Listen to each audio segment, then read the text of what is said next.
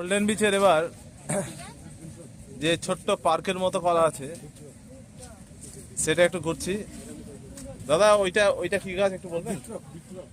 এই যে সামনে কাঁটা গাছের মতো আছে এগুলো বলে বৃক্ষ গাছ। আর ওই যে ওই যে ওই ওই ওই পাতাওয়ালাগুলো কি গাছ ওগুলো? আচ্ছা আচ্ছা, ওনাদের মালুম নাই, তবু ওগুলো বলা হয় ফণি মনসা। এটা ফণি মনসা।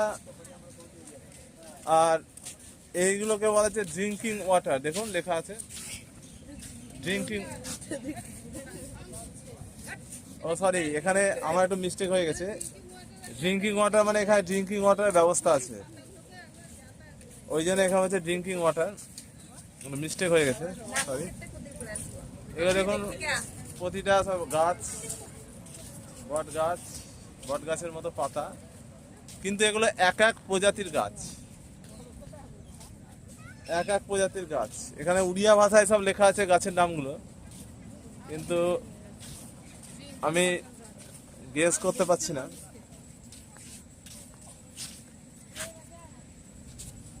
দেখুন পরপর পরপর এখানে গাছ। আবার এখানে জিমেরও ব্যবস্থা করা আছে, এখানে জিমেরও দেখছি ব্যবস্থা করা আছে। যারা যারা জিম যারা যারা জিম করবে বলে মনে করে তারা তারা এখানে জিম করতে পারে।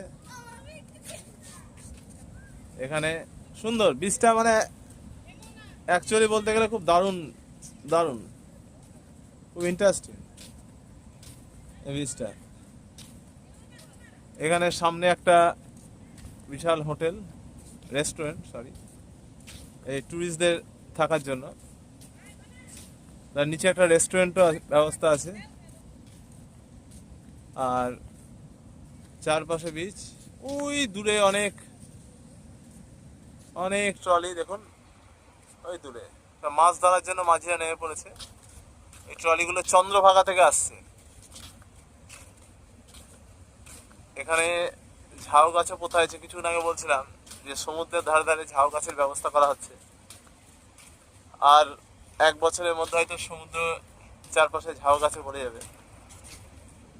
এ পুরো খেলাদের বাচ্চাদের এখানে খেলার ব্যবস্থা করা আছে। চারিদিকে গাছ, বিভিন্ন প্রজাতির গাছ। অবশ্যই গাছগুলোর নাম আমি জানি না। এই যে চারিদিকে শুধু গাছ।